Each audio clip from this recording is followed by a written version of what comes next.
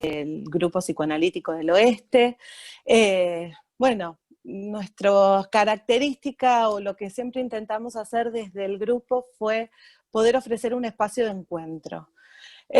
No sé si ya entraron todos, si ya están todos acomodados, ¿no? Se extraña eso presencial también, así que bueno, vamos a tratar de que lo virtual nos acerque un poquito a lo presencial.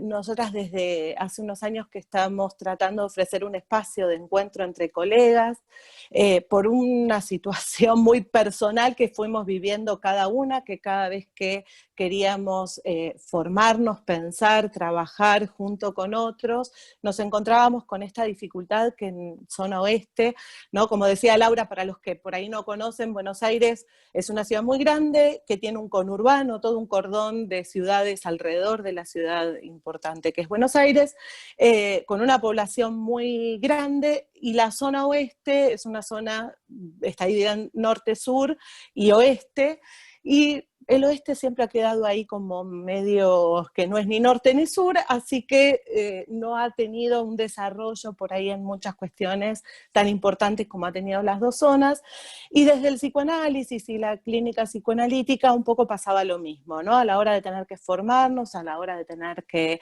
poder encontrarnos con colegas para poder trabajar, teníamos que trasladarnos, y un poco desde esta queja y este malestar que nos provocaba, decidimos empezar a armar un espacio de encuentro. Y a partir de ahí surgieron estas actividades y estas ideas de poder trabajar desde la clínica fundamentalmente, desde el marco teórico psicoanalítico, aquellas cuestiones que nos estaban atravesando.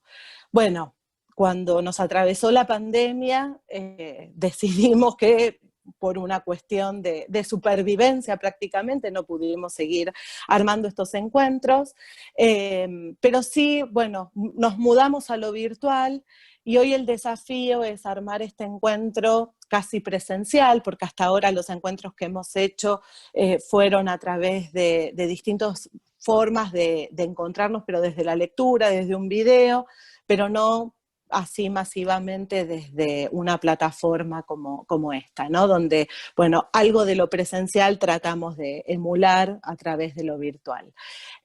Así que, bueno, los que no nos conocen pueden unirse a nuestra página o seguir nuestra página o en las redes sociales para, bueno, conocer un poco por ahí desde dónde nosotros vamos pensando y qué es lo que fuimos trabajando en este tiempo, pero nos parecía importante también hoy dar y ofrecer este espacio de encuentro, ya que como analistas pensamos que es importante pensarnos desde la clínica qué es lo que nos pasa, ¿no? Bueno, ahora Natalia les va a contar un poco por qué de este seminario. Yo les doy solamente el puntapié. Bueno, le damos las bienvenidas a todos, algunos son caras conocidas y otros son nuevos, así que nos pareció importante pensar este seminario hoy y el por qué hoy, ¿no? Este seminario viene en un segundo tiempo del que ha sido el seminario que nos reencontró en aquel momento, en los inicios, que se llamó Pensar Juntos en Tiempos de Aislamiento. En aquel momento con Laura y Mercedes pensamos que había que hacer algo rápido, ¿no? Que no se podía esperar. Y que nos convocaban no solamente en épocas de pandemia, sino en una forma online que no teníamos, porque siempre era en el consultorio de Mercedes, en un espacio demasiado virtual, más que el inconsciente, pero resultó que aún con esas coordenadas raras nos encontramos, ¿no? Entonces esta pandemia nos encontró a todos sin estar preparados. Nos estábamos preparando para un montón de otras cosas, pero para estar en pandemia no. Y aún sin estar preparados había que preparar el consultorio virtual. Y ahí empezamos. Empezamos a reflexionar cómo trabajar con los pacientes de esta manera, qué les va a pasar a ellos, qué nos va a pasar a nosotros. Y en ese primer momento nos encontramos con la necesidad de empezar a poner palabras y a tener palabras nuevas, porque surgieron palabras como pandemia, aislamiento, confinamiento. Eran palabras que fueron como una especie de cosa que había que empezar a entender, había que empezar a significar y había que hablar de otras vivencias que estaban pasando.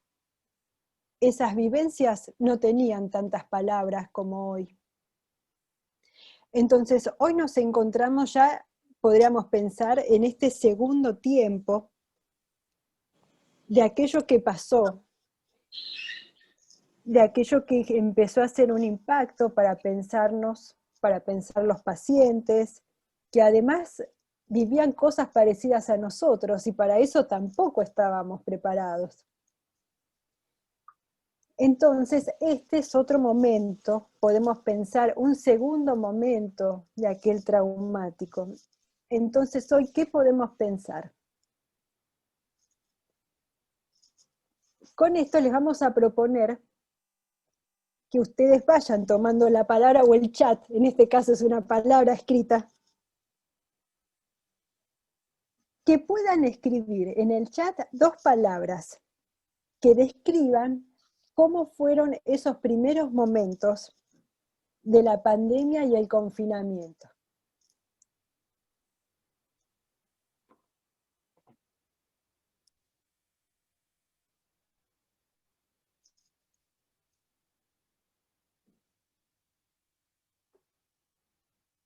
Como diría un analista, los primeros que se les venga a la cabeza.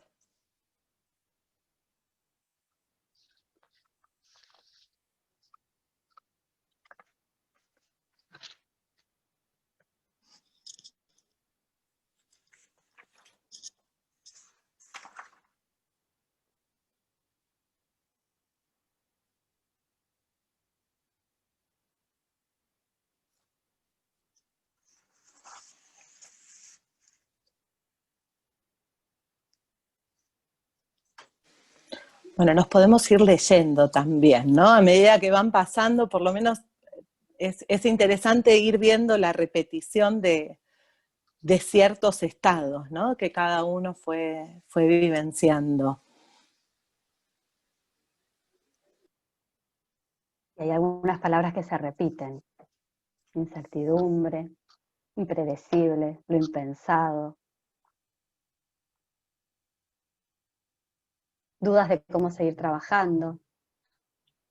Adaptación obligatoria con los pacientes.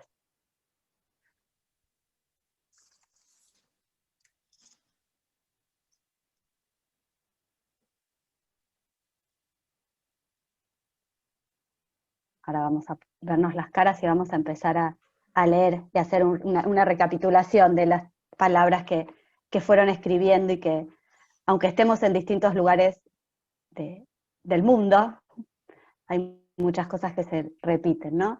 Incertidumbre, miedo, incertidumbre y rareza, negación y angustia, irrupción, desconcierto, acción, alto total, incertidumbre, cosas que... Duda, miedo, angustia, incertidumbre, incertidumbre y desafío, angustia y preocupación, sorpresa y miedo, incertidumbre, defensa, reflexión, incertidumbre, nostalgia, incertidumbre y miedo, negación, después angustia, desconcierto y temor, angustia e incertidumbre, ansiedad, incertidumbre, miedo, personal y familiar, nostalgia, desorganización, incertidumbre, oportunidad, incertidumbre, angustia, muchos cambios, lo impredecible, lo impensado, lo habíamos leído, incertidumbre. Primero con optimismo, aunque no lo crean, nunca imagino una cosa tal como el tiempo que no sabemos cómo es la cura, solo la vacuna. Vida en pausa, miedo, frustración, angustia y miedo a perder los pacientes, incertidumbre, mucha incertidumbre. Miedo, reflexión. Sí, parece que la incertidumbre es lo que prácticamente nos ha atravesado a todos, ¿no? Esto que no pudo ser, como decía Natalia recién, anticipado, predicho, ¿no? Creo que esto es algo que estamos todos de acuerdo, que nos ha tomado por sorpresa, como decía Natalia, en aquel momento. Ahora, fíjense cuando es una palabra, ¿no? La que intentamos que una palabra diga todo, y una palabra no, si una mirada no termina diciéndolo todo, fíjense una palabra, ¿no? Cuando son más las vivencias que la palabra, ahora todos están haciendo un esfuerzo de ligadura. ¿Qué quiere decir? Que el yo intenta empezar a significar, empezar a hacer una cadena de representaciones, empezar a darle un sentido. Porque si no, no le podemos dar un sentido, nos vamos a encontrar con palabras que coagulan. No quiere decir que nombran y le dan sentido, sino que nos agarramos. Entonces, a veces, la palabra, en general, la palabra que no nombra es la palabra que nos hace actuar, o la que nos hace entrar en miedo, en pánico, en ese desarme, en esa aniquilación del yo. Cuando el yo no tiene fuerza para poder pensar, para poder poner en palabras, está todo el tiempo frente a lo innombrable, y lo innombrable resulta desconocido, resulta perturbador.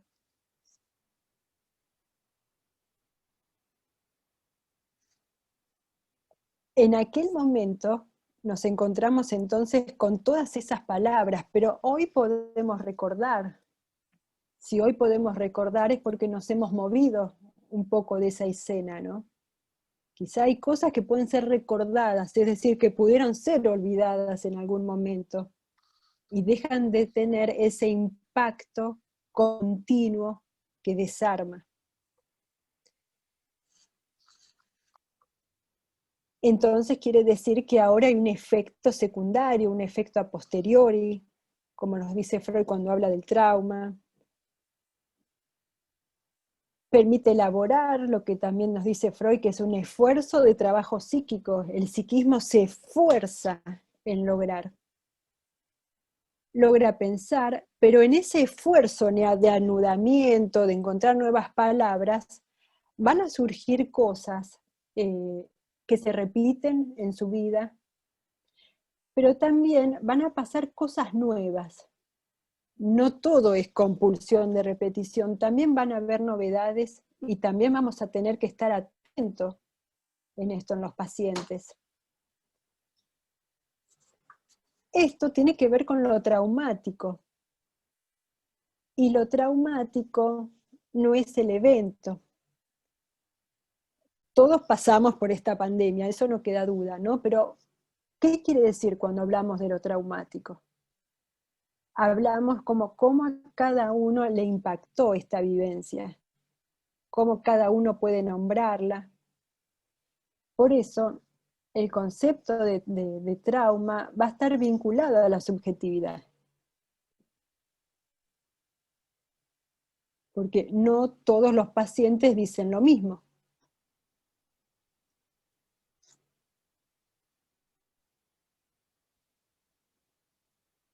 Entonces, hablar de pandemia, vieron que no es solo hablar de un virus, es hablar de un montón de cosas. Pero esas otras cosas es mucho más difícil ponerle palabras. Y escuchar al paciente más allá de todo lo que nos explicaron los epidemiólogos, los biólogos, mantener esa escucha analítica es mucho más difícil también, ¿no?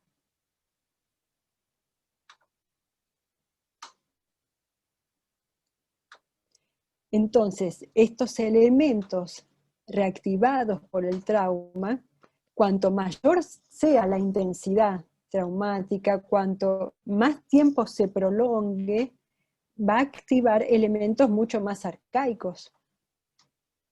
Entonces nos vamos a encontrar con cuestiones posiblemente más actuadoras, más aniquilantes.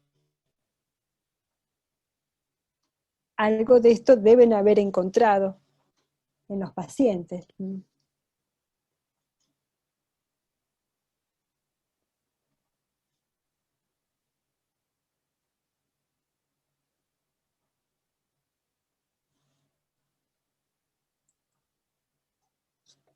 por eso Mercedes les va a hablar de toda la otra parte que tiene que ver con esta parte del analista. Sí, vamos a proponer ahora otra actividad que la idea es que alguno de ustedes nos pueda contar cómo fue esa experiencia, ¿no? Cómo fue aquel momento en el que la pandemia nos atravesó y tuvimos que salir de la modalidad presencial, ¿no? De nuestro trabajo habitual, cómodo, no tanto, pero por lo menos que ya estábamos acostumbrados o que estábamos constituyendo a esta otra forma, ¿no? De un trabajo virtual. La persona que tenga ganas de participar, que pueda escribir yo en el chat para que nos pueda contar brevemente cómo fue esta experiencia, ¿no? Cómo pudo hacer este viraje, ¿no? De la modalidad presencial a la no presencial. A ver, ¿quién tiene ganas que escriba yo en el chat? Así le podemos dar la palabra.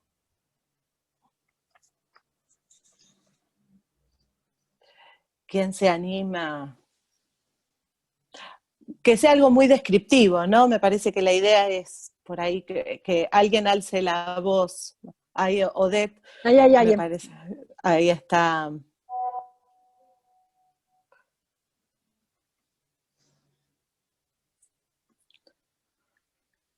Habría que decir, silencias del A ver. micrófono.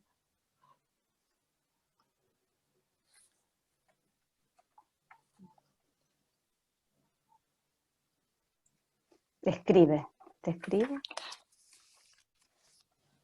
Abre el micrófono, así podemos escucharnos.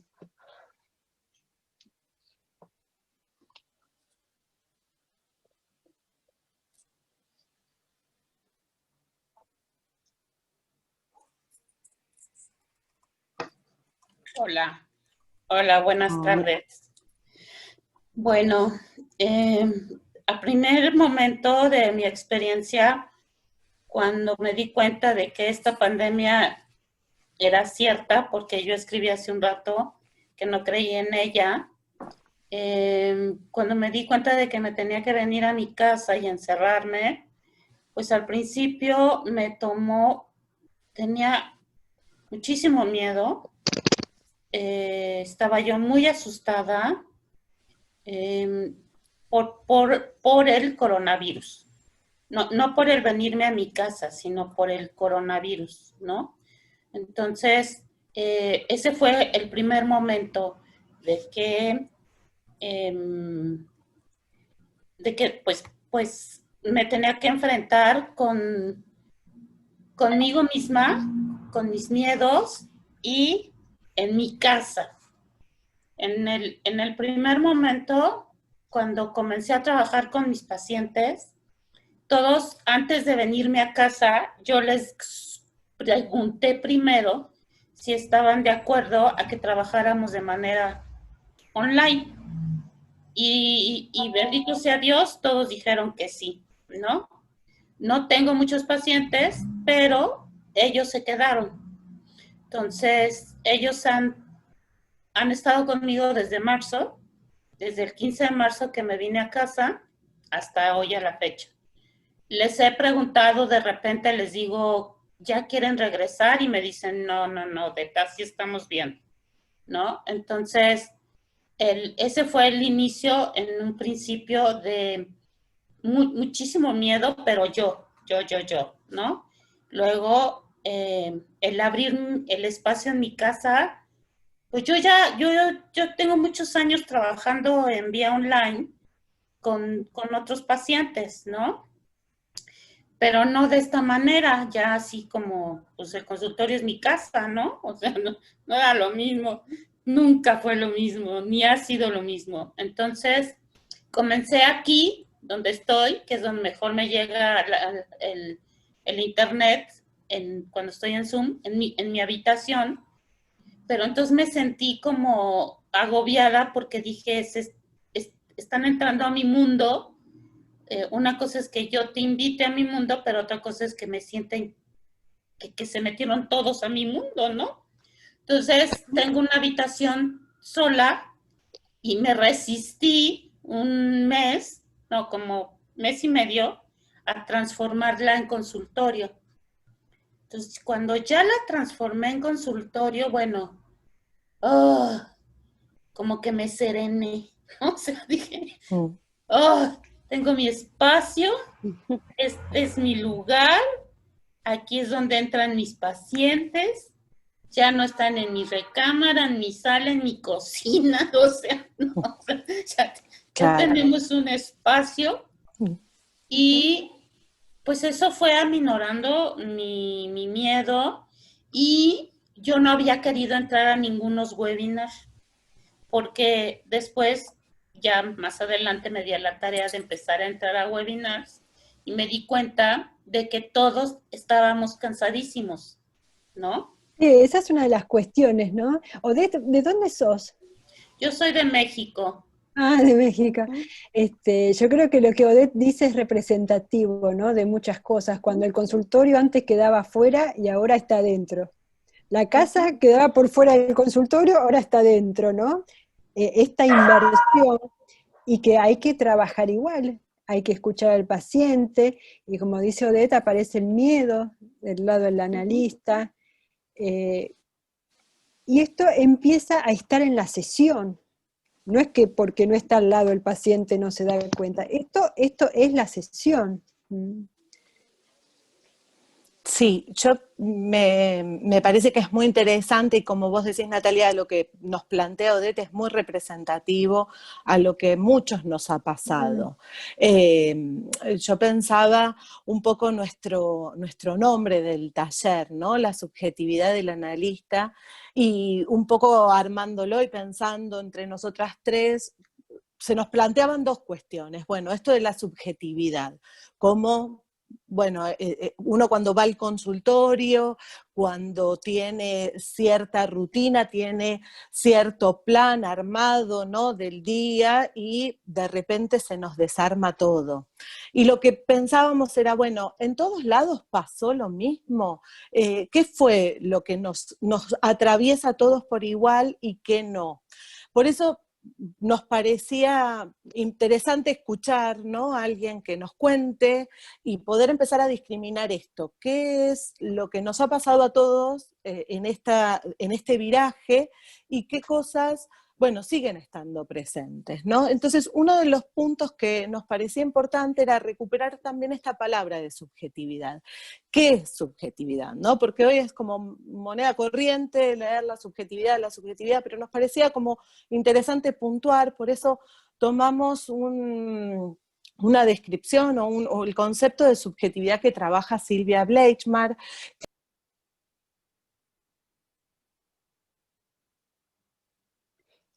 Se silenció, me parece. Sí, te silencio.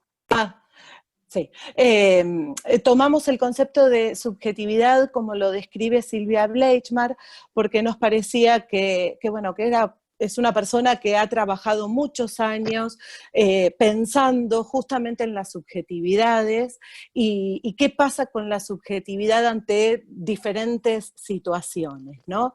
Entonces, bueno, una descripción. No nos vamos a meter a desarmar, ¿no?, esta concepción, pero dice: la producción de subjetividad hace al modo en el cual las sociedades determinan las formas con la cual se constituyen sujetos plausibles de integrarse a sistemas que le otorgan un lugar.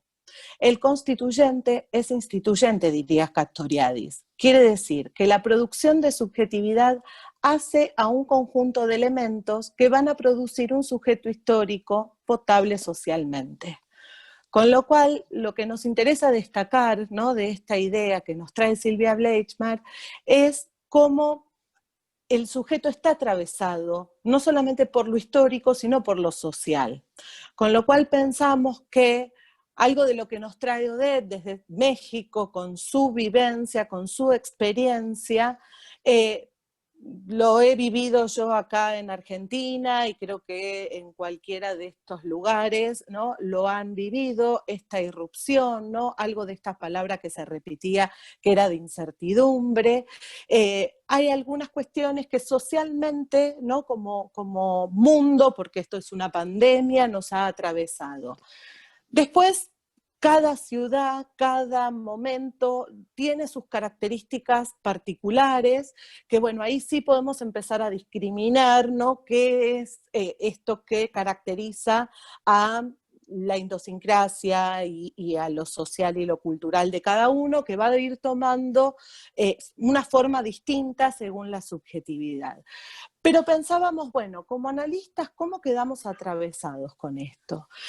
Y más allá de estas diferencias que también nos van constituyendo en la subjetividad que cada uno va armando y pudiendo forjar, hay algunas cuestiones que nos parecían como interesantes para pensar, sí, en la mayoría de las personas que hemos tenido que hacer esta descripción de Odette, o lo que Natalia decía acerca de dejar el consultorio, tener que empezar a trabajar de manera virtual, y nos parecía muy interesante una idea que nos trae también Silvia Bleichmark, que es sobre las funciones yoicas, ¿no? De autopreservación y autoconservación.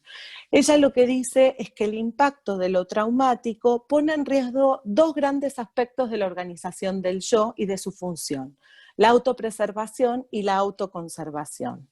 Lo traumático es aquello que pone en riesgo tanto la forma en que el yo se representa, la conservación de la vida, como las formas en que el yo se siente en riesgo respecto de los enunciados identificatorios que los constituyen.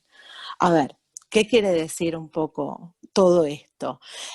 Silvia Bleichmark lo que plantea es que las funciones yoicas o parte de la Constitución, lo que nos sostiene, tiene que ver con esta autoconservación, ¿no? La autoconservación es desde las pulsiones de autoconservación que ya describe Freud, y es aquello que nos permite mantenernos con vida, ¿no? Es todo aquello que hace que hoy podamos estar vivos más del lado biológico, ¿sí? El poder respirar, el comer. Y la autopreservación tiene que ver con aquella función que nos da, que está sostenida en las cuestiones identitarias. ¿Qué me constituye? ¿Cómo soy? ¿Quién soy? Entonces, lo que ella propone es que en épocas de paz, donde todo va más o menos bien, estas dos funciones van de la mano, ¿no? Yo puedo ser y puedo vivir sin mayores conflictos. Ahora, en situaciones de conflictos, y me parece que es interesante también que aclara, no conflictos o catástrofes naturales, porque dice ahí lo que se pone en juego es la autoconservación, ahí hay que cuidar la vida. Pero en catástrofes más del lado sociales, humanas, ¿no? Donde se empiezan a poner en juego otras cuestiones, se separa la autoconservación de la autopreservación, donde quién soy o lo tengo que dejar de lado para poder vivir, o por seguir vivo, o muero, pero me mantengo vivo desde quién soy, ¿no? Entonces, estas dos funciones entran como se separan y se desprenden y entran en conflicto. Por ejemplo, en una situación de guerra, o me salvo la vida o tengo que realizar ciertas cuestiones que van en contra de mí mismo, como por ejemplo matar a una persona, ¿no? Que me constituye, tal vez no es eso identitariamente, pero tengo que armarme desde otra manera para poder seguir adelante con vida. Si bien creemos que esta situación de pandemia no fue una guerra, no fue una catástrofe, ¿no? Como puede haber sido un terremoto, ¿no? Silvia Bleichmark trabaja mucho con los terremotos que sucedieron en México, situaciones de desmantelamiento social de villas miserias, ¿no? Donde hay hambrunas, o sea, en situaciones de un nivel de riesgo muy importante. Sí nos parecía interesante poder repensar algunas de estas cuestiones, porque creo que algo de esto nos vimos en Jaque, donde, como decían muchos de ustedes en el chat, esta cuestión de mantener el consultorio, mantener estos parámetros que nos hacían quienes somos como analistas, se vieron en oposición con el sostener nuestra vida. Sabíamos que si estábamos en el consultorio, podíamos empezar a correr un riesgo de enfermedad o de posible muerte, con lo cual creemos que algo de esto, volvemos a lo que decíamos antes, ¿no? Dependerá de cada uno y de cómo impactó esto, pero pudo generar en un primer momento, un momento de shock y de crisis en cuanto a o sostengo quién soy y lo que hago, voy al consultorio y sigo trabajando con los pacientes, o preservo mi vida y tengo que quedarme encerrado en mi casa para cuidarme y cuidar a los pacientes. Con lo cual, creemos que en un primer momento esto se puso en juego de una manera que nos llevó a tener que repensar muchas otras cuestiones que tienen que ver justamente con estos parámetros de identidad, de identificaciones que nos constituyen como analistas, ¿no? Uno de ellos puede ser la cuestión del encuadre, ¿no? Que es lo que creemos que se alteró en este momento. Por eso ahora le dejo la palabra a Laura, que nos va a seguir contando un poco sobre, bueno, qué pasa con el encuadre y qué pasa en esta situación. Sí, yo me quedé pensando en la descripción que hizo Odette, que creo que pudo poner palabras o describir una situación que muchos vivimos, y que creo que ella describió también muy claramente el trabajo que ella hizo. Cómo al principio ella sentía miedo, ella sentía que iban los pacientes a su casa, y todo el trabajo que tuvo que hacer hasta construir su consultorio para ahí poder, como no, una vez que uno vuelve a armar el consultorio, ahí se siente como tranquilo, ahí estamos, ¿no? Creo que todo este proceso es del que venimos hablando y que tanto Natalia como Mercedes venían hablando hasta recién, ¿no? En todo este proceso, desde el impacto, estas palabras que fuimos diciendo desde el inicio, toda la incertidumbre, los miedos, todo esto que nos movieron el piso, nos movieron las estanterías, a todos, a nosotros y a nuestros pacientes. A todos nos pasó esta pandemia y algo tuvimos que hacer. Al principio, más o menos, fuimos haciendo lo que pudimos, en la habitación, en la cocina, como decía Odette, ¿no? Uno iba atendiendo donde podía y más o menos como podía. Porque una de las cosas que rápidamente perdimos fue el consultorio, la posibilidad de salir, no sé cómo han sido en los distintos, pero en general en todos los países hubo un momento de confinamiento, de volver y de quedarnos en nuestras casas. En Argentina dicen que es uno de los aislamientos más largos, pero en todos los países creo que hay algo de esto que hubo que salir del consultorio. Salimos del consultorio, y el consultorio son esas 4 paredes, nuestro espacio donde nos sentimos cómodos, donde nos sentimos a gusto, donde recibimos a nuestros pacientes. ¿Y qué pasa cuando todo esto se mueve, cuando todo esto se cambia? Una de las cuestiones, y que hablaba Mercedes, es el encuadre. Quien habla por primera vez de encuadre es Winnicott en Londres y Blecher acá en Argentina, ¿no? Y que lo describen, es más, Blecher cuando habla del encuadre dice, nosotros lo que analizamos en un tratamiento es el proceso, ¿no? Lo que el paciente hace y lo que el analista hace, ese proceso entre paciente y analista. Pero hay un no proceso, hay algo que sostiene, que tiene que ser constante, que sostiene ese proceso. Y una de las cosas que nos vimos tan implicados en esta situación es que el no proceso pasó a ser proceso. O sea, ese no proceso que era lo que sostenía, ¿no? Esa base que sostenía ese encuadre, que encuadraba nuestro consultorio, nuestros horarios, todo lo que encuadraba nuestra atención, de pronto se perdió, de pronto lo perdimos, y tuvimos que construirlo.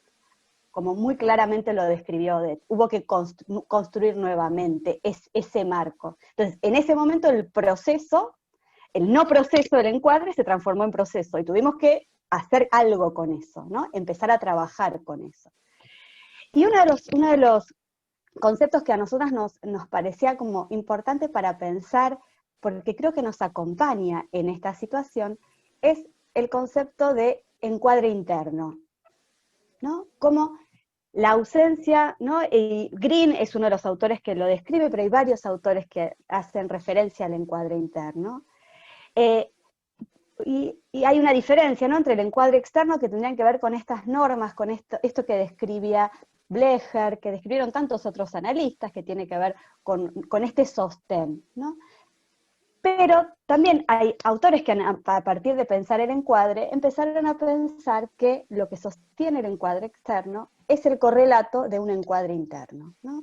Y Green acá nos lo describe claramente, ¿no? Dice, la ausencia de un encuadre análogo al del psicoanálisis, ¿no? Esto, perdimos el encuadre de nuestro consultorio, quizás perdimos nuestro diván, quien trabajábamos con niños perdimos nuestras cajas de juego, perdimos ese espacio de encuentro, ¿no?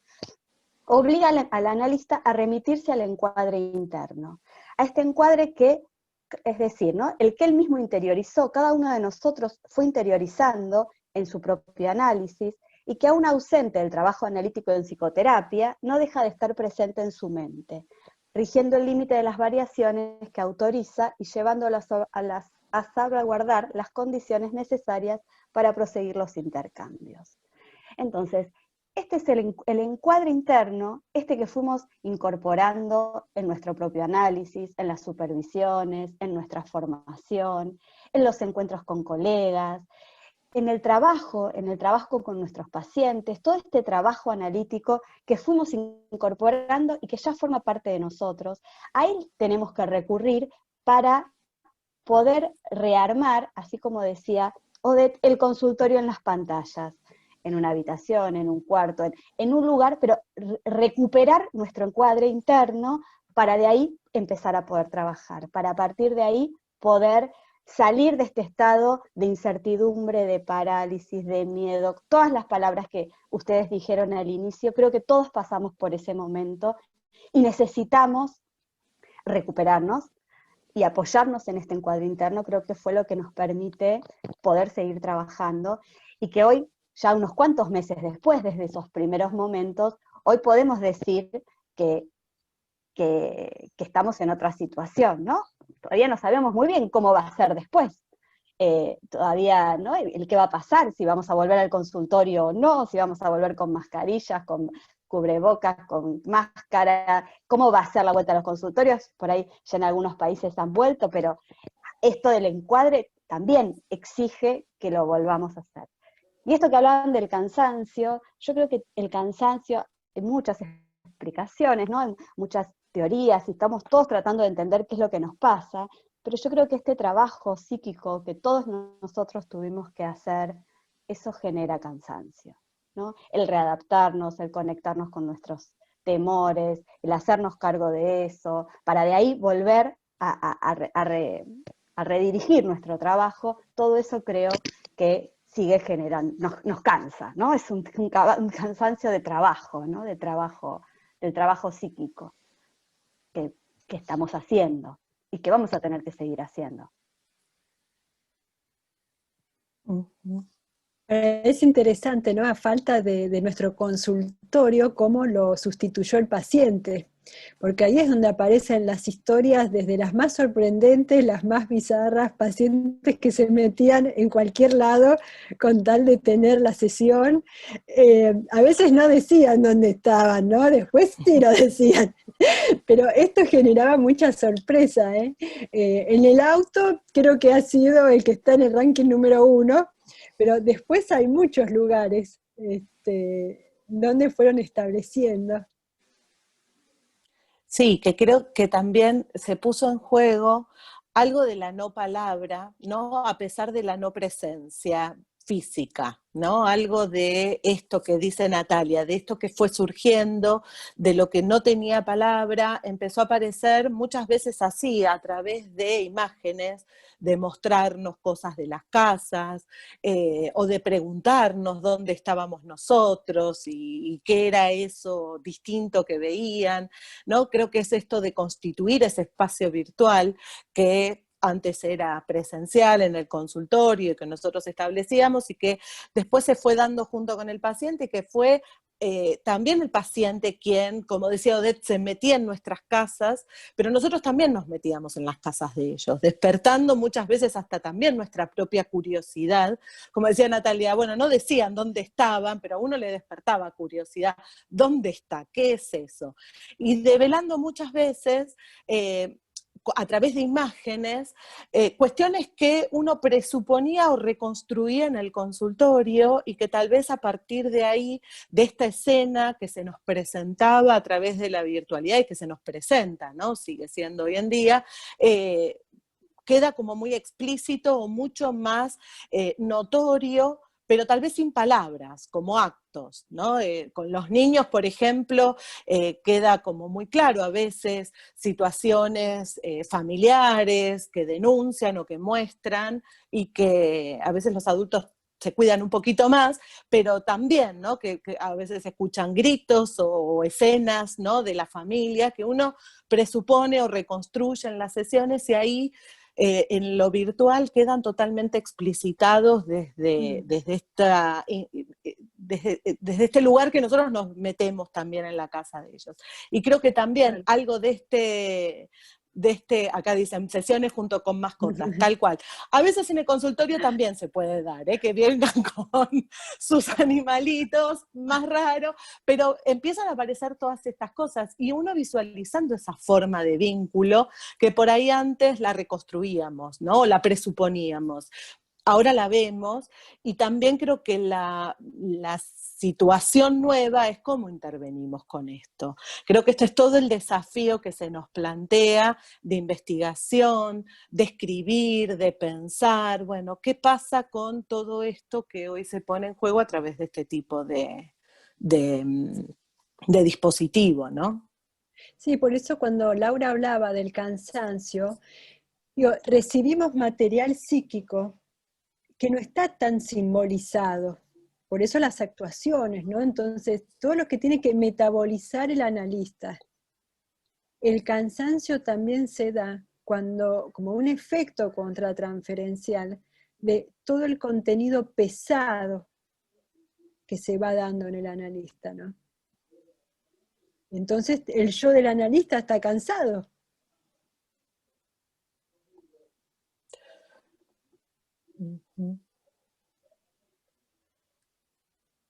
Fíjense todo el esfuerzo que nos da después, esa expresión de Freud que me encanta, ¿no? Esfuerzo de trabajo psíquico, hay un esfuerzo en lo psíquico para poder ligar nosotros lo que el paciente no ha podido ligar. Con lo cual, advertencias, no actuar, porque la actuación del paciente puede llevar a la actuación del analista. No solamente el virus es contagioso, también las actuaciones. Y a veces en este movimiento, como estamos moviendo todo el consultorio, los horarios, y hay que tener cuidado de que no se nos mueva de más la cosa, ¿no? Porque las actuaciones son esperables porque también al analista le pasan cosas. Sí, es todo el trabajo que tenemos que ir haciendo y que, ¿no?, los pacientes nos muestran o actúan, o hay todas estas cuestiones que, y también nosotros, las que a nosotros nos pasa, ¿no? Digo, nosotros también tenemos a veces pocas palabras, ¿no? Esto que hemos empezado al principio, ¿no? Diciendo las palabras que les pedimos al principio que describieran, como esta necesidad de poner palabras a eso que nos pasó cuando a veces no hay tanta posibilidad para la palabra. Sí, por eso me parece que estamos... Sí.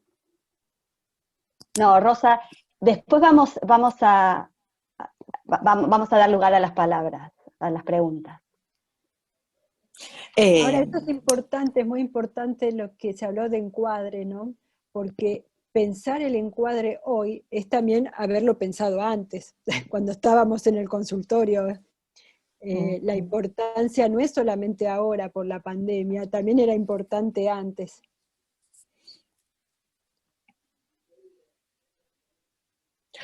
Sí, creo que los pacientes que justamente también ya tenían incorporado el encuadre fueron los que más fácil se acomodaron a esta nueva forma. Los que todavía estaban ahí más o menos, por ahí costó un poquito más y algunos directamente no pudieron establecerse, ¿no? Pero también los analistas, ¿no? Los analistas que estaban con cierta convicción en su trabajo y en su forma, también me parece que son los que por ahí pudieron acomodarse más rápido. Sí, por eso creo que esto es muy importante lo que decía Laura, el encuadre interno. Cuando uno tiene bien claro, uno sabe cómo ir, no importa el terreno, uno se adapta, ¿no? Y acá una frase de Freud que siempre nos hace pensar, ¿no? Esta es una entrevista que le hicieron a Freud, y Freud le responde a este periodista: estamos apenas en el inicio. Yo apenas soy un iniciador. Conseguí desenterrar monumentos enterrados en los sustratos de la mente. Pero allí, donde yo descubrí algunos templos, otros podrán descubrir continentes. Yo creo que es importante, ¿no? Lo dice Freud, no solamente porque ha creado el psicoanálisis, sino porque nada le ha sido fácil, ni en la vida ni en el psicoanálisis, y aún con eso, su perseverancia ha caracterizado su trabajo. Si no, hubiese abandonado, como muchos nosotros que quizá ante este temor pudimos haber abandonado. Si nos encontramos antes de la pandemia de una manera muy rígida de trabajo, donde el paciente tiene que estar en un lugar, el POTUS en el otro, uno en determinada forma, hablar de determinada forma, que esto que sí, ante reglas tan estrictas, esta pandemia nos sopló como si fuésemos un castillito de naipes. Y me parece que las palabras de Freud traen un Freud investigador con posibilidad de tolerar los movimientos del consultorio, porque tolerarlos es también poder analizarlos. Yo me imagino lo que debe haber sido la primera vez que puso el diván, porque no solamente que era una necesidad, que podía dejarlo trabajar de otra manera, así en la observación y la mirada continua del paciente, pero incorporó una novedad. Y ahí tenía que vérselas qué pasaba. Hay un efecto que había que esperar. Tenía que darse tiempo para analizar, y eso es lo que hacemos los analistas también. Necesitamos un tiempo para analizar. Quizá a veces no está la interpretación tan rápida como quisiéramos, y hay que darse un tiempo para pensar.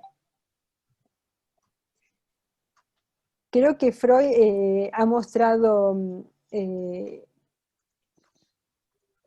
en cada situación pudo sacar ese néctar que hay ahí, sacarle el jugo, como decimos en Buenos Aires, no sé en otros lugares cómo será, exprimir y poder encontrar de qué manera se puede analizar aún de diferentes formas. Porque todos sabemos que esta modalidad, este dispositivo que intentamos sostener todos los días, no es lo mismo que estar en el consultorio. Nada de esto es lo mismo, no podemos pensar que sea idéntico, pero lo que intentamos es que sea psicoanalítico. Intentamos aliviar al paciente, que salga del padecimiento psíquico que le ha traído la neurosis, que le ha traído el trauma reciente, sacarlos de esos fantasmas tan oscuros, sacarlo de la actuación, y eso creemos que es psicoanalítico, ¿verdad?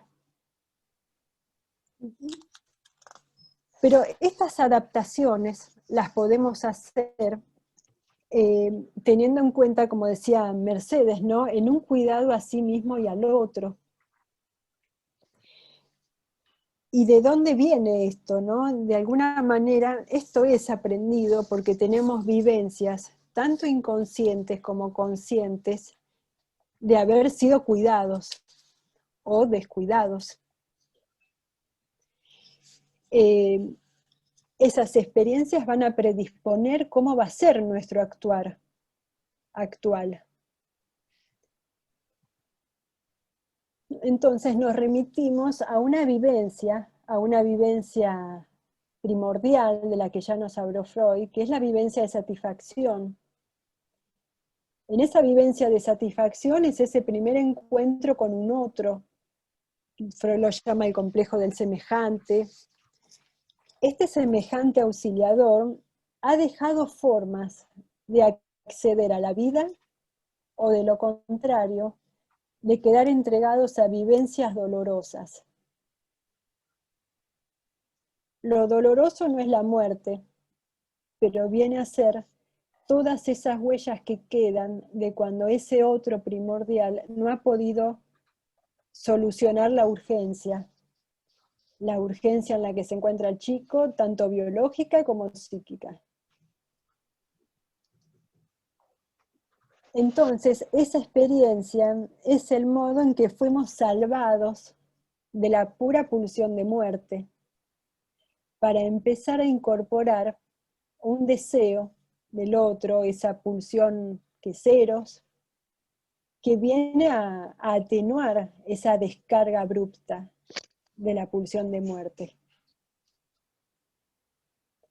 Esa forma particular de ese deseo que viene del otro, de ese otro primordial, es lo que va a empezar a dejar las bases para la subjetividad.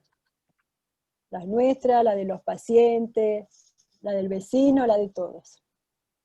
Ahí también tenemos en ese punto los inicios de la estructura no son pandémicos, pero son para todos. Cuando este otro no puede cancelar esa urgencia, como les decía, quedan vivencias dolorosas. Y esas vivencias dolorosas van a reactivarse ahora, ante situaciones traumáticas y muchos más cuando son prolongadas. Pero también la presencia de ese otro que ha cancelado la urgencia, que ha podido libidinizar, también deja huellas para hoy. Y estos serán los mejores recursos que tenga cada paciente para afrontar hoy las situaciones más terribles. Ya tiene aunque sea una pequeña pero fundante experiencia de lo que es salir de la urgencia. Y hoy eso se pondrá en juego. Cuanto mejor haya resultado esa vivencia de satisfacción y de más desarrollos psíquicos que continúan, la vivencia obviamente no es lo único, sino hay que de más procesos psíquicos, se van a dar la importancia del ideal. Y ese es otro sostén de suma importancia de la estructura psíquica. Uno de los herederos del complejo de Edipo. En ese ideal también nos marca quiénes somos. El trabajar, el continuar, también es un ideal. Cuando uno dice, bueno, yo tengo que continuar. El paciente tiene que continuar su análisis, yo soy responsable también de esa parte de la vida del paciente. Eso se sostiene con el ideal. En ese punto uno puede abandonar la imagen del consultorio para sostenerse en ese ideal. La fachada cambia, pero uno sigue siendo quien es.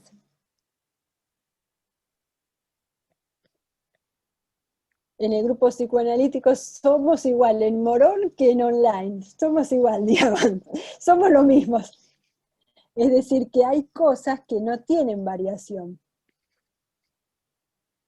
Es un sostén de la estructura muy importante, el ideal. Entonces, esta experiencia va a dejar esa huella del otro y por lo tanto la posibilidad de conectar con palabras. Ya son palabras que van a cargar esa libido del otro primordial, ese deseo, esa fuerza para significar las cosas, para significar lo traumático. Eso también es pulsión de vida. Pero en esto que decíamos, cuando las marcas de lo doloroso se incrementan, van a dar formas más patológicas y nos vamos a encontrar con cuadros más de mayor disgregación, defensas muy paranoicas que vemos en los pacientes, o totalmente negadoras y superadoras, no pasa nada, esto en 15 días lo solucionamos. Entonces, las vivencias pasadas se imponen junto con la solución que tuvo el paciente en otros momentos traumáticos. Si en otros momentos traumáticos pudo superar, eso lo ha fortalecido y hoy cuenta con esa fortaleza. Esas las vamos a retomar en el análisis. Las vivencias que le han dado sus ancestros o la línea familiar, las experiencias de sus abuelos, esos también componen el yo del paciente. De alguna manera son heredados, heredamos traumas de nuestros antecesores, pero también la forma en que pudieron superarlo.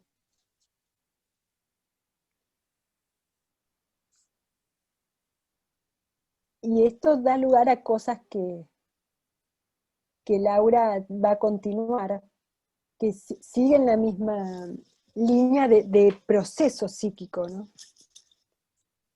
Claro, a nosotros nos parecía interesante retomar un concepto que no hace mucho que se incluye dentro del psicoanálisis, pero que hay un psicoanalista argentino que lo trabaja un montón y que creo que tiene mucha actualidad, que es el concepto de resiliencia, ¿no? Zuckerfeld es un psicoanalista argentino que retoma el concepto, él habla de vulnerabilidad y resiliencia, porque él suma a estas cuestiones y de todo este recorrido que hizo Natalia y que uno recorre Freud y que uno recorre muchos autores psicoanalistas, la resiliencia que tiene que ver con también los vínculos actuales, ¿no? Yo les voy a compartirles cómo la define Zuckerfeld. Lo tenemos a Freud acá, ¿no? La resiliencia es esa capacidad de sobreponerse, fortalecerse, transformarse frente a la adversidad. Y una cuestión que plantea y que me parece interesante para pensar, que es esto que venimos diciendo, que resiliencia no es lo mismo que sobreadaptarse o que adaptarse, ¿no? La diferencia entre la sobreadaptación, el bueno, listo, yo puedo con todo, es lo mismo seguir atendiendo las pantallas que en el consultorio. No, no es lo mismo. Si es lo mismo, estamos negando lo que nos pasa, el cambio. No, no es lo mismo. Hay algo que pasó que requiere un trabajo, este trabajo psíquico del que estamos hablando, que hay que transformarse, hay que transformar esto que tan bien describió Odette, ¿no? Como todo este trabajo de transformar el consultorio, de transformarnos, de transformar para poder recibir al paciente. Pero sabemos que no es lo mismo. No sabemos si es peor o mejor, ¿no? No es una cuestión de valoración, pero sabemos que no es igual. Entonces, la resiliencia tiene que ver con esta cuestión de la transformación, ¿no? Y él la describe Zuckerfeld, y Sonny Zuckerfeld, el matrimonio de Zuckerfeld, lo define así, ¿no? Dice, es el desarrollo de un potencial subjetivo que implica funcionar en proceso terciario. El proceso terciario, no vamos a hablar mucho del proceso terciario, pero tanto Zuckerfeld como Green son autores que hablan. Zuckerfeld habla de la tercera tópica, de esto que se va construyendo, ¿no? No solo lo que se construyó en el pasado, sino lo que hoy en día se sigue construyendo. Es decir, en el estado necesario para la creación de condiciones psíquicas nuevas, que transformen, metamorfoseen el efecto traumático, con la imprescindible existencia de vínculos intersubjetivos. Entonces, para Zuckerfeld, este concepto de resiliencia que tiene que ver con esta capacidad de creación, de metabolizar, de transformar ese efecto traumático, ese efecto, eso que nos pasó, transformarlo y crear algo nuevo, y no prescinde de los vínculos intersubjetivos, ¿no? Es fundamental los vínculos, la relación con otros, el que este trabajo sea con otros con los otros del pasado, pero con los otros del presente también, con esos otros que hoy nos acompañan y que nos permiten el poder ir ligando estas cuestiones, ¿no?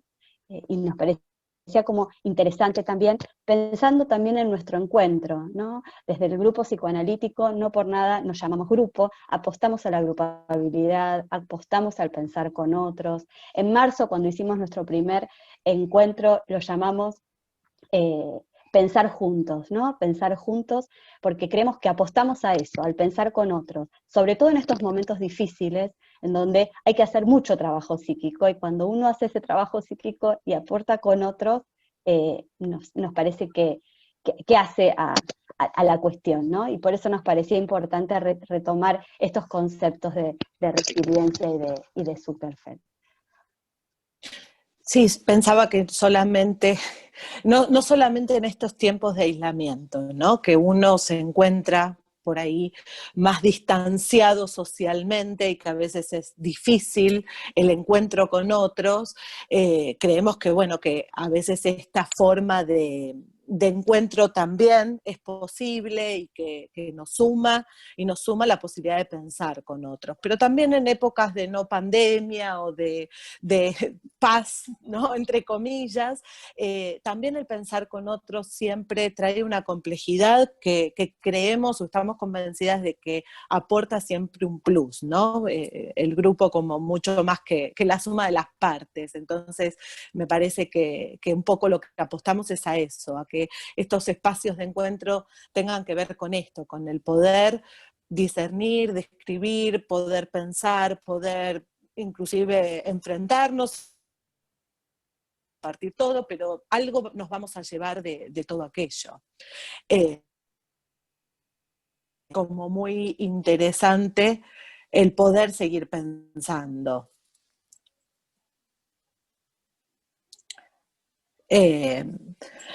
Por eso creemos que, bueno, la idea es un poco también escuchar las preguntas o qué es lo que también les va pasando a ustedes. Tenemos algunos comentarios, podemos ir leyendo, quien quiera participar, tenemos unos minutos más, nos parecía importante retomar la palabra de ustedes.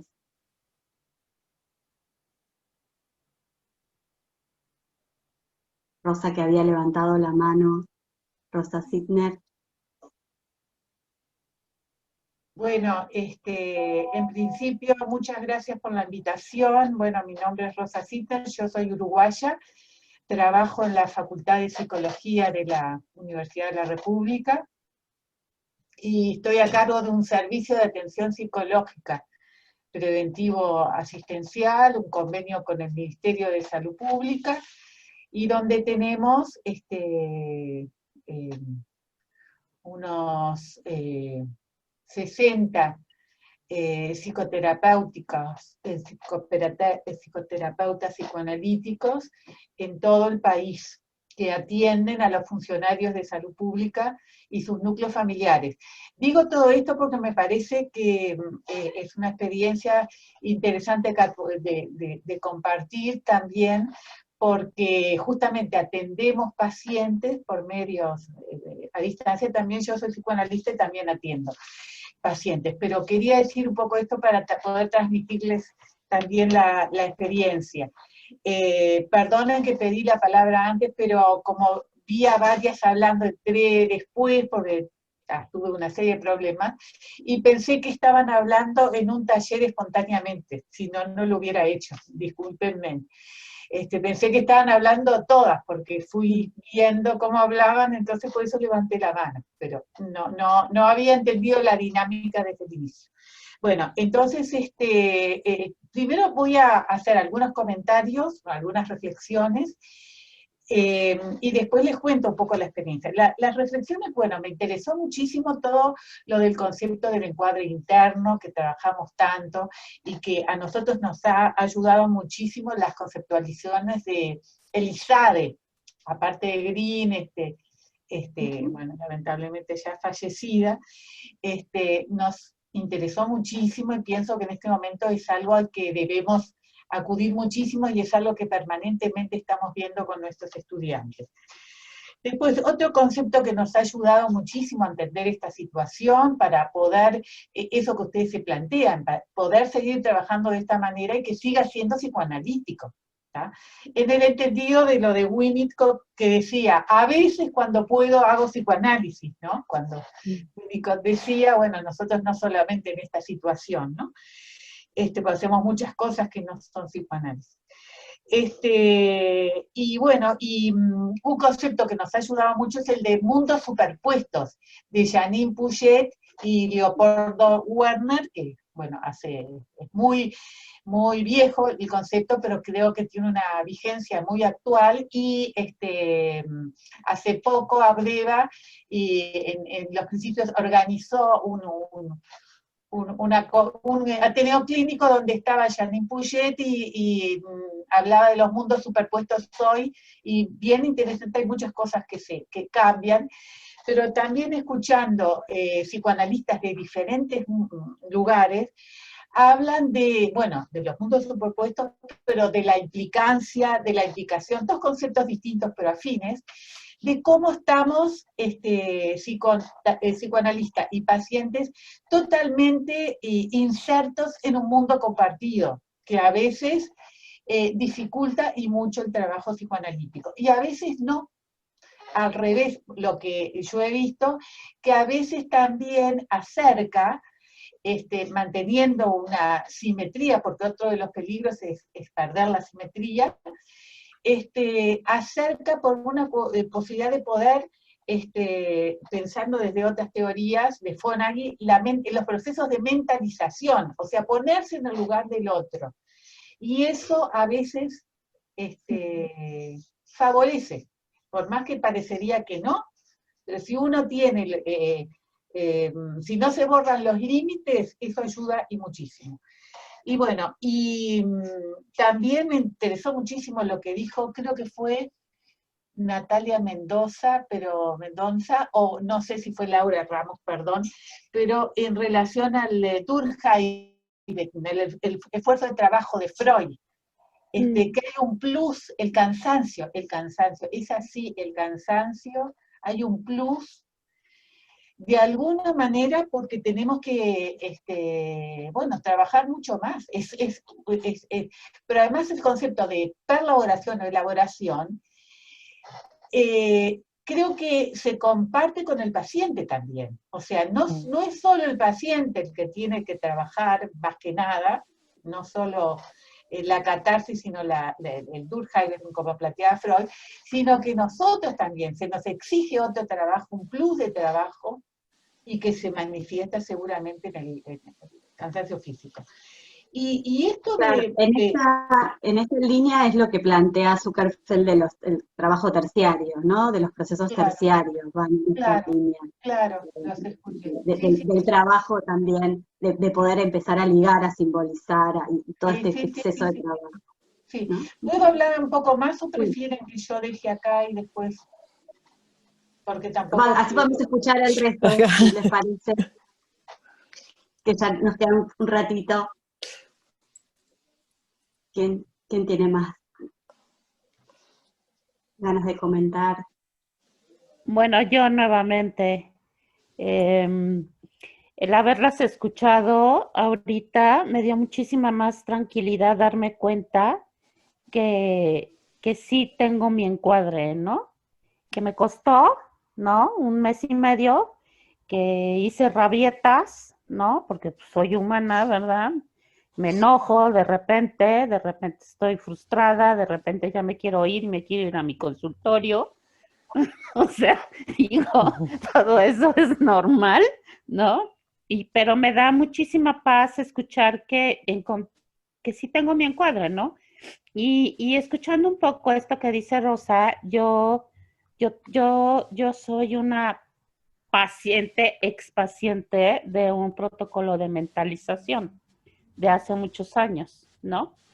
Y en la actualidad yo trabajo mucho el psicoanálisis contemporáneo, ¿no? Entonces, este psicoanálisis relacional contemporáneo me ha ayudado muchísimo a a darme contención, ¿no? A darme abrazo y abrazar al otro, ¿no? A darme cuenta porque he escuchado en algunos otros webinars que muchos psicoanalistas se les fueron muchos pacientes, ¿no? Y bendito sea Dios, a mí no, pero no me han llegado, ¿verdad? Que ese va a ser el otro reto que vamos a tener. ¿Cómo nos van a llegar los nuevos pacientes, no? Pero bueno, los que tengo aquí están y yo confío mucho en este psicoanálisis de sostén, del amparo, ¿no? De lo relacional, ¿no? Entonces, eso a mí, en mi encuadre, me ha ayudado muchísimo, ¿no? Además del encuadre que atravesé en mi propio análisis, ¿no? Entonces, sí me ayuda mucho darme cuenta que el hecho de que me resistí en un inicio, de que, ay, ¿dónde me coloco? ¿Dónde me coloco? Y traía la habitación metida en mi cabeza, ¿no? Esa sola que tengo, y yo decía, no, no, pero como si, no, sí, y chocaba, ¿no? Hasta que dije, no, está bien, Oded, agarra esa silla que tienes allá y métela, ¿no? Entonces agarré la silla, la metí, compré unas mesas, unas lámparas, y ya, paz y tranquilidad. Yo creo que es importante también cuando planteamos una articulación entre el análisis personal, como decía Odette, y lo que hacemos en el consultorio, ¿no? No podemos hacer una teoría en nuestro análisis y otra en el consultorio, tiene que haber una continuidad de pensamiento, y ahí es donde se va a dar una convicción. Uno sabe que con esa teoría, con esa praxis va a llegar a ayudar al paciente. Uh-huh.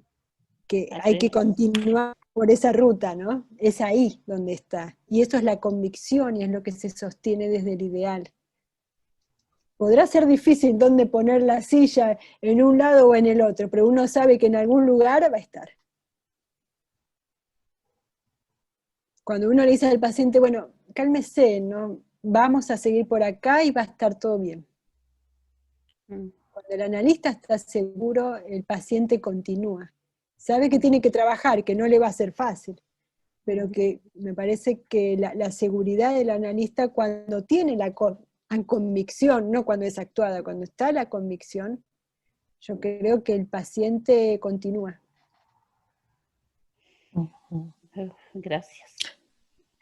Sí, y creo que estos espacios, ¿no? Y el poder pensar, como dice Natalia, esta continuidad entre los espacios propios de análisis y los espacios que ofrecemos a los pacientes, también tiene que ver un poco con esto, ¿no? Con aceptar las limitaciones, aceptar que somos humanos, como decía Odette, y el poder permitirnos dudar y recrear y, bueno, y buscar en los webinars o en los colegas estos espacios que nos vayan dando esta convicción, ¿no? Desde el propio análisis, pero también lo que uno va teniendo que transformar para poder hacer que esto continúe, ¿no? Y que uno se sienta lo más seguro y lo más tranquilo para poder seguir pensando y teniendo sobre todo esta escucha analítica, que bueno, que me parece que es lo que distingue a este tipo de encuentro.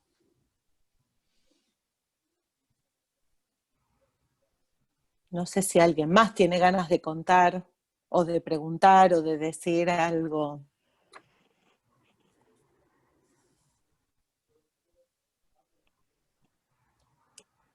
A ver, llegó un chat, no llegué a leer el... Sin ir más lejos, la situación también se traslada al hecho de que a los que seguimos en la carrera también nos pasa, no encontrar un lugar en algún espacio de mi hogar y el cansancio que implica la adaptación, la aceptación y demás de las clases virtuales. También para los estudiantes es todo un trabajo, ¿no? Toda la vida pasó a la virtualidad. La transmisión, ¿no? El psicoanálisis debe transmitirse no solamente a los pacientes cuando lo hacemos clínicamente, sino también cuando alguien está estudiando. Cómo incorporar una teoría en lo escrito, cómo incorporarlo a través de la palabra oral de otro, son diferentes formas. Cada época seguramente le ha dado un predominio de cada una de ellas, ¿no? pero así también se van generando las transferencias con un autor, con otro autor, las lecturas.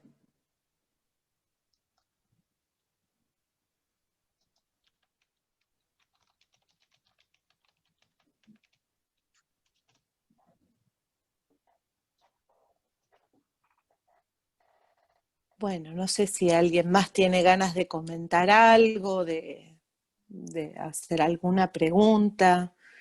Me parece que, a ver, un poco lo que nosotras siempre hemos planteado, esto de que el fuego del psicoanálisis siga, ¿no? Siga presente y siga vigente, me parece que también en estas situaciones es el desafío y que, bueno, la propuesta es esa, el poder mantenerlo con fuerza y vigente, pero para eso tenemos que tener como esta plasticidad, esta posibilidad de recrearnos, de reinventarnos, por eso esta frase que traíamos de Freud, de él es el que inicia, pero que seguramente muchos llegarán más lejos, y creo que es un poco también lo que nos va guiando, ¿no? Él ha plantado muchas bases que nos guían, y después, bueno, han aparecido inclusive otros autores desde esta línea que han podido seguir construyendo, y tal vez este es el nuevo desafío. Bueno, ¿qué nos pasa hoy con esta forma de encuentro que era por ahí impensada hasta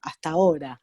Y tal vez tengamos que seguir construyendo, investigando y bueno, pudiendo seguir recreando y repensando con las bases psicoanalíticas, ¿no?, que ya hemos constituido.